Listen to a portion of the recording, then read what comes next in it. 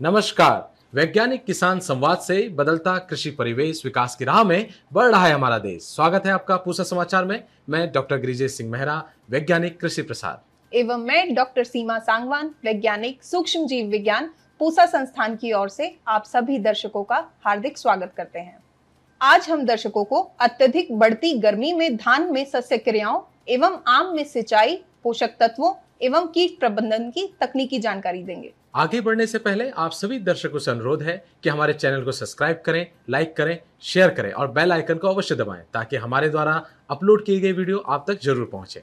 पूसा समाचार के माध्यम से विभिन्न प्रदेशों से किसान भाई अपनी समस्याएं, अपने सुझाव हमारे व्हाट्सएप नंबर 9560297502 पर भेज रहे हैं, जिसका समाधान हम पूसा व्हाट्सएप सलाह सेगमेंट में आपसे साझा करेंगे। और इस अंक के अंत में मौसम खबर। किसान भाइयों, पिछले अंकों में हमने आपको धान की उन्नत किस्मों एवं सीधी बिजाई की विस्तृत जानकारी दी थी, जिसे आपने खूब सराहा। साथ ही पूसा संस्थान ने खरपतवार नाशी इमिजाथाइपर रोधी किस्मों पूसा बासमती 1985 एवं पूसा बासमती 1979 का बीज भी आपको उपलब्ध कराया था। कई किसान भाइयों ने इस समय अत्यधिक बढ़ती गर्मी में धान की खेती में किए जाने वाली सस्य क्रियाओं एवं सावधानियों के बारे में पूछा है, जिसकी विस्तृत जानकारी दे रहे हैं पूसा संस्थान के निदेशक डॉक्टर अशोक कुमार सिंह। किसान भाइयों नमस्कार।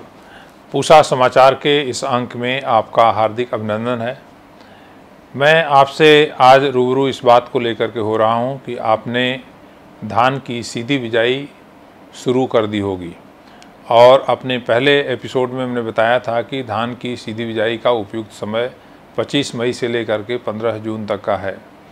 हमने इस बार आपको 2 हर्बिसाइड टॉलरेंट बासमती राइस की किस्में भी दी हैं, जिसमें पूसा बासमती 1985 और पूसा बासमती 1979 शामिल हैं। और इसके साथ साथ जो हमारी दूसरी बासमती धान की प्रजातियां हैं, पूसा बासमती 1509, पूसा बासमती 1692, पूसा बासमती 1847 या पूसा बासमती 1718, पूसा बासमती 1885, ये किस्में भी धान की सीधी बिजाई के लिए उपयुक्त हैं। अब जो बात मैं आपके सामने रखना चाहता हूं कि पिछले 4-5 दिनों से और ये उम्मीद की जाती है कि अगले आने वाले 4 दिनों तक जो ये नौतपा जिसको बोलते हैं, 9 दिन का मौसम बहुत ज़्यादा गर्मी पड़ रही है और तापक्रम जो है करीब करीब 47-48 डिग्री सेल्सियस तक जा रहा है। और ऐसी परिस्थिति में कुछ किसान भाई जिन्होंने सीधी बिजाई धान की कर ली है, वो किस प्रकार से अपनी फसल की देखरेख करें, एक बहुत महत्वपूर्ण बात हो जाती है। जहाँ पर ज़मीन हल्की है, बलुई दोमट मिट्टी है और वहाँ पर जल धारण क्षमता बहुत कम है, अगर आपने बुआई कर दी है तरबतर विधि से या पहले बुआई करने के बाद आपने पानी लगाया है और अंकुरण हो चुका है, तो आप ये ध्यान रखें कि उसमें इतनी गर्मी से पौधों को बचाने के लिए शाम के समय एक बार हल्की सिंचाई कर दें, 1 हफ्ते के अंतराल पर या 5 दिन के अंतराल पर आवश्यकता अनुसार, क्योंकि इस समय पौधे बहुत ही कोमल और बहुत ही मुलायम होते हैं और उनको बचाना बहुत ज़रूरी है।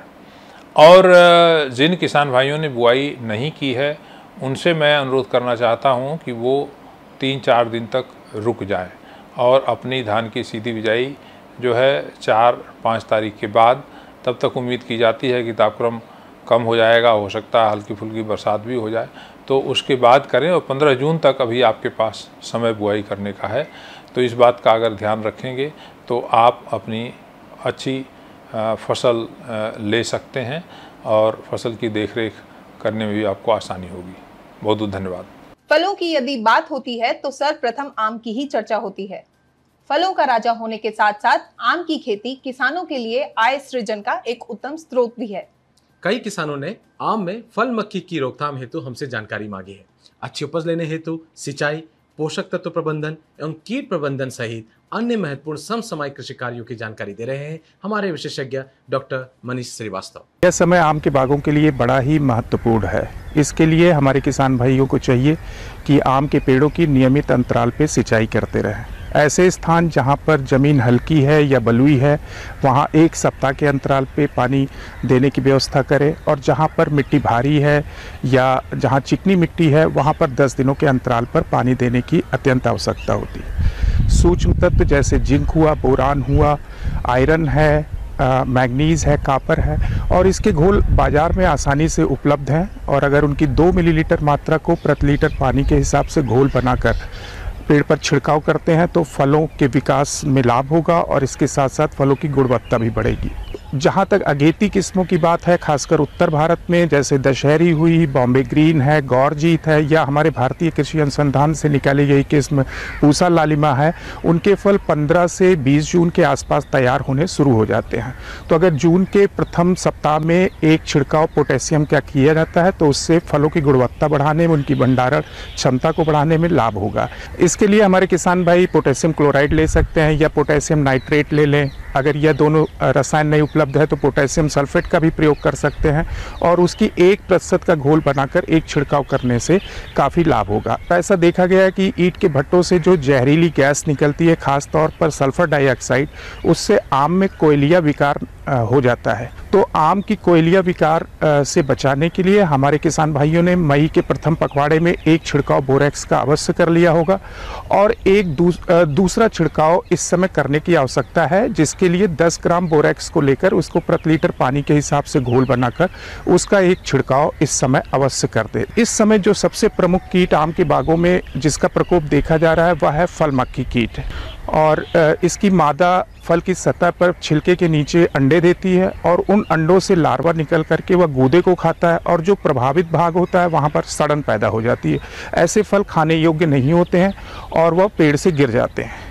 तो हमारे कुछ किसान भाइयों ने अवश्य ही फल मक्खी ट्रैप अपने बाग में लगा लिया होगा, और जिन्होंने लगा लिया उनको सबसे ज़्यादा सावधानी इस बात की रखनी है कि उसमें जो उपचारित लकड़ी लगी है उसको नियमित अंतराल पे बदलते रहें। सामान्य तौर पर 15 से 20 दिनों के अंतराल पे जो उपचारित लकड़ी फल मक्खी ट्रैप में रखी होती है उसको बदलना ज़रूरी होता है।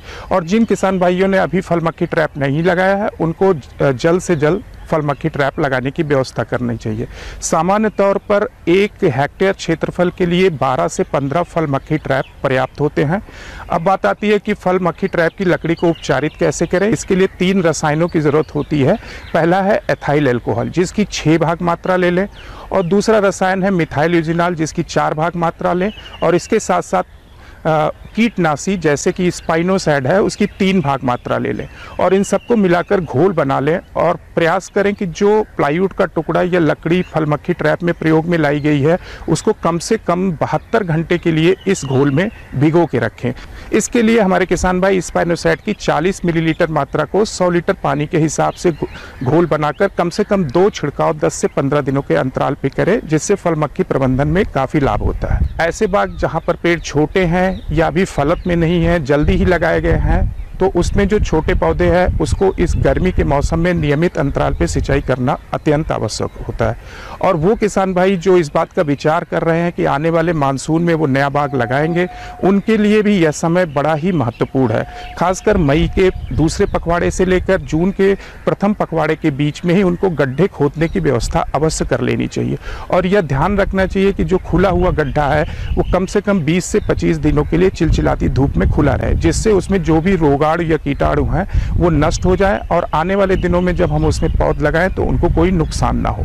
पूसा समाचार में अब समय है पूसा व्हाट्सएप सलाह सेगमेंट का, जिसमें हम आपके खेती किसानी से जुड़े सभी समस्याओं का समाधान साझा करेंगे। समस्तीपुर बिहार में कई किसानों ने फूल गोभी में गलन की समस्या बताई है। आपकी फसल में सॉफ्ट रॉट रोग का प्रकोप हुआ है जो बैक्टीरिया के कारण होता है। सर्वप्रथम ग्रसित पौधों को खेत से हटा दें, अधिक सिंचाई न करें तथा जल भराव न होने दें। रासायनिक नियंत्रण हेतु कॉपर ऑक्सीक्लोराइड की 200 ग्राम मात्रा को 200 लीटर पानी में घोल बनाकर 1 एकड़ में छिड़काव करें। मध्य प्रदेश से कई किसानों ने करेले में पत्तियों के पीले पड़कर सूखने की समस्या बताई है। आपकी फसल में विषाणु का प्रकोप हुआ है। इसके समाधान हेतु इमिडाक्लोप्रिड की 60 ml मात्रा को 200 लीटर पानी में घोल बनाकर 1 एकड़ में छिड़काव करें। मधुबनी बिहार से कमलेश कुमार जी ने मूंग में पत्तियों के पीला पड़ने की समस्या बताई है। आपकी फसल में येलो मोजाइक वायरस रोग का प्रकोप हुआ है।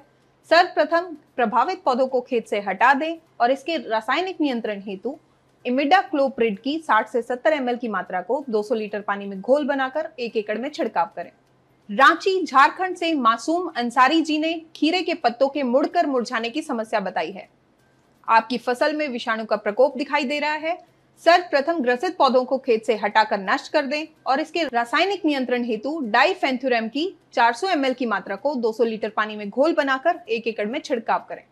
आइए सुनते हैं आने वाले सप्ताह में कैसा रहेगा देश भर में मौसम का हाल, मौसम खबर में। भारत मौसम विज्ञान विभाग द्वारा दिए गए मौसम पूर्वानुमान के अनुसार 1 से 4 जून के दौरान बिहार, झारखंड, गांगेय पश्चिम बंगाल, उड़ीसा, छत्तीसगढ़ में 2 से 4 जून के दौरान मध्य प्रदेश, विदर्भ, मध्य महाराष्ट्र, मराठवाड़ा में 1 से 6 जून के दौरान अरुणाचल प्रदेश, असम, मेघालय, नागालैंड, मणिपुर, मिजोरम, त्रिपुरा, उप हिमालयी पश्चिम बंगाल, सिक्किम, केरल, माहे, लक्षद्वीप, अंडमान निकोबार द्वीप समूह, कर्नाटक, तमिलनाडु, पौंडीचेरी, कराईकल, तटीय आंध्र प्रदेश, तेलंगाना, रायलसीमा में कुछ स्थानों पर गरज, बिजली और तेज हवाओं के साथ हल्की से मध्यम वर्षा की संभावना है।